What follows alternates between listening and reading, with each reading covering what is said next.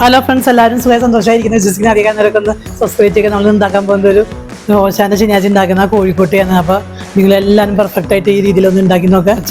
2-3 glass അരിപ്പൊടി ഇത് വെച്ചിട്ടുണ്ട്. നമ്മളൊരു പാൻ എടുക്കുക, ശർക്കര ഇട്ട് കൊടുക്കുക, 1/4 ഗ്ലാസ് വെള്ളം കുറച്ച് വെച്ച് കൊടുത്താൽ മതി. ഒന്ന് മെൽറ്റ് ചെയ്ത് വരണം. ഒന്ന് നന്നായിട്ട് വറ്റി ഓർത്തിച്ച് വന്നിട്ട് അപ്പോൾ നമ്മൾ തേങ്ങ ഇട്ട് കൊടുക്കുക. ഇനി ഇതിലേക്ക് സ്വല്പം തരി ജീരകവും ഏലക്കായ നമ്മൾ പഞ്ചസാര പൊടിച്ചത് ചേർത്ത് കൊടുക്കുക. ഇനി ഇതിൽ വെള്ളമൊക്കെ നന്നായിട്ട് വറ്റി വെള്ളം നമ്മൾ ചൂടാക്കാനായിട്ട് വെച്ചിട്ടുണ്ട്. അത് തിളച്ച് വരുമ്പോൾ സ്വല്പം വെളിച്ചെണ്ണയും ഉപ്പ് ഞാൻ ഇതിൽ ചേർത്ത് കൊടുക്കുന്നത് ഇതിൽ ചേർക്കുന്നില്ല. സ്വല്പം പഞ്ചസാരയും ചേർത്ത് കൊടുക്കുക. കുറച്ച് ദിവസമായിട്ട് ഈ പൊടിയിലേക്ക് ചേർത്ത് കൊടുക്കുക. ഇതിലേക്ക് വേണമെങ്കിൽ വെളിച്ചെണ്ണ നെയ്യ് എന്തെങ്കിലും ചേർത്ത് കൊടുക്കുക. നന്നായിട്ട് കുഴയ്ക്കുക. ഓരോ ഉരുളകളാക്കിയിട്ട് വെച്ചിട്ടുണ്ട്. നമ്മൾ ഇങ്ങനെ എടുക്കുക. എന്നിട്ട് ഈ തള്ളവരൽ ഇങ്ങനെ ഇതിലേക്ക് നമ്മൾ ഫില്ലിങ് വെച്ച് കൊടുക്കുക.